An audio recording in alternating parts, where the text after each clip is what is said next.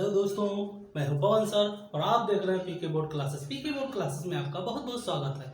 अभी तक आपने जितने भी टेंस थे आपके 12 के 12 टेंसेस आपने समाप्त कर लिए हैं। उन सभी 12 टेंसेस के बाद में अब आज आपका रखा जाएगा टेस्ट। तो हम आपको कुछ क्वेश्चंस देंगे जिसमें आपको हम 5 से 10 सेकेंड का समय देंगे और उनमें हमें 5 से 10 सेकंड में आपको अपना जवाब देना है। आपका पहला क्वेश्चन है कि क्वेश्चन नंबर 1 कि ता है, ती है, ते है, ता हूँ, ती हूँ, ये निम्न में से किस टेंस की पहचान है? प्रेजेंट इंडेफिनिट, पास्ट इंडेफिनिट या फ्यूचर इंडेफिनिट, ये किस टेंस की पहचान है? आपके लिए मिलते हैं 5 सेकेंड। 1 2 3 4 5। तो देखिए, ता है, ती है, ये पहचान होती है प्रेजेंट इंडेफिनिट टेंस की। सेकेंड क्वेश्चन है आपका कि प्रेजेंट कंटिन्यूअस टेंस की पहचान है। प्रेजेंट कंटिन्यूअस की पहचान है कि उसमें हम वर्ब की फर्स्ट फॉर्म लगाते हैं, वर्ब की सेकेंड फॉर्म लगाते हैं, या वर्ब की थर्ड फॉर्म लगाते हैं, या फिर वर्ब की फर्स्ट फॉर्म में आईएनजी लगाते हैं।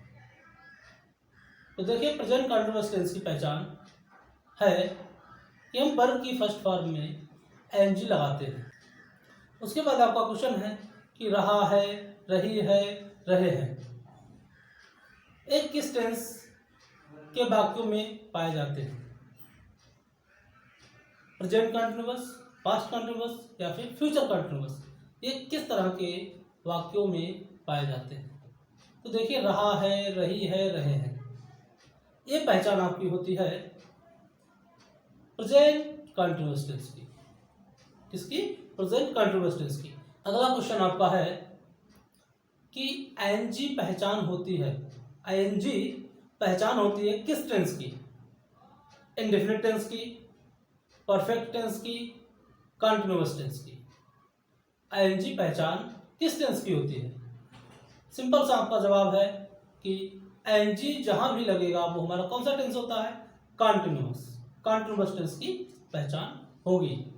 अगला आपका क्वेश्चन है कि वह खा चुका है, वह खा चुका है में वर्ब की कौन सी फॉर्म लगती है? वर्ब की फर्स्ट फॉर्म, वर्ब की आईएनजी फॉर्म, वर्ब की सेकेंड फॉर्म, वर्ब की थर्ड फॉर्म।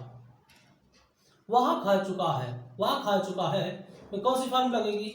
इसमें लगेगी चुका है, चुकी है किसकी होती है? परफेक्ट टेंस की पहचान होती है, प्रेजेंट परफेक्ट की। और इसमें क्या होगा? चुका है, यानी कि परफेक्ट टेंस जितने भी होते हैं उनमें सब में हमारी वर्ब की थर्ड फॉर्म लगती है। तो इसमें कौन सी फॉर्म लगेगी? Third form. देखिए, अगला सेंटेंस है आपका कि जून, जुलाई, बजे, एक कौन से समय है? एक निश्चित समय है या अनिश्चित समय है, या फिर दोनों है? जून, जुलाई, एक कौन सा समय है? तो ये आपका समय हो जाएगा निश्चित समय, जून, क्योंकि महीने का नाम, बजे, ये सब क्या होता है? हमारा निश्चित समय होता है। अगला सवाल आपके लिए है कि सीता 2 दिन से रो रही है, सीता 2 दिन से रो रही है, तो आप बताइए वो कौन सा टेंस है? सीता 2 दिन से रो रही है, कौन से टेंस का सेंटेंस है ये? तो देखिए, सीता 2 दिन से रो रही है, तो हमारा सेंटेंस हो जाएगा प्रेजेंट परफेक्ट कंटिन्यूअस टेंस का, प्रेजेंट परफेक्ट कंटिन्यूअस टेंस का। फिर आपका सेंटेंस है कि वह रोता था, वह रोता था में ही के बाद क्या आएगा? वह रोता था में ही के बाद क्या आएगा? बीप आएगा, बीपिंग आएगा, डच बीप आएगा, या बेप्ट आएगा? तो सही जवाब आपका हो जाएगा कि वह रोता था, मतलब पास्ट इंडेफिनिट टेंस, वर्ब की सेकेंड फॉर्म लगेगी। ठीक है, यानी क्या हो जाएगा? बेप्ट। अगला सवाल है आपका, वह 2 बजे से पढ़ रही थी, वह 2 बजे से पढ़ रही थी में कौन सा टेंस है? वह 2 बजे से पढ़ रही थी में कौन सा टेंस है? चलिए जवाब दीजिए आप। तो वह पढ़ रही थी, वह पढ़ रही थी में आपका टेंस है past perfect continuous, past perfect continuous. वह पढ़ रही थी। अगला प्रश्न है आपका, आई के साथ क्या लगता है? आई के साथ क्या लगता है? आई के साथ बिल लगेगा कि शैल लगेगा कि दोनों लगेंगे? आई के साथ क्या लगेगा? आई के साथ बिल या शैल या फिर दोनों?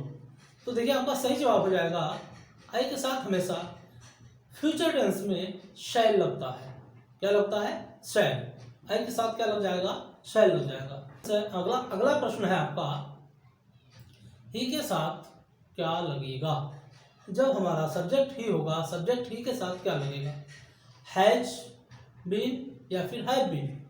देखिए आपको हम बता चुके हैं कि जब कर्ता हमारा एक वचन होता है तो हम क्या करते हैं, एक वचन को जितने भी ही सी इट है एक वचन कर्ता के साथ क्या लगाते हैं? Has been.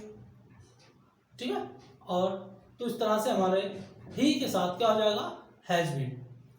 तो अगला प्रश्न आपका है कि प्रेजेंट इंडिफिनिट टेंस में ही सी इट तथा एक वचन कर्ताओं के साथ क्या लगेगा? ही सी इट तथा एक वचन कर्ताओं के साथ क्या लगेगा? सी इट तो उनके साथ क्या लगेगा? वर्ब की फर्स्ट फॉर्म लगेगी। वर्ब की फर्स्ट फॉर्म में जैसे आई एस लगेगा, डू लगेगा, यही सारे लग जाएंगे। देखिए आपको नियम बताया था कि प्रेजेंट इंडिफिनिट टेंस के जितने भी सेंटेंस होते हैं उनमें एक वचन कर्ता के साथ हम वर्ब की फर्स्ट फॉर्म में यस या यस लगाते हैं। अगला प्रश्न हो जाएगा आपका, you do not bat. You do not bat, ये सेंटेंस हमारा सही है या गलत? You do not bat, you do not bat sentence हमारा कैसा है? तो ये सेंटेंस बिल्कुल हमारा गलत है। क्यों? क्योंकि डू नॉट डज नॉट के साथ कभी वर्ब की सेकेंड फॉर्म नहीं आती है। इस तरह से they have come, they have come कौन सा टेंस है? They have come past indefinite है, पास्ट परफेक्ट है, प्रेजेंट इंडिफिनिट है या फिर प्रेजेंट परफेक्ट है?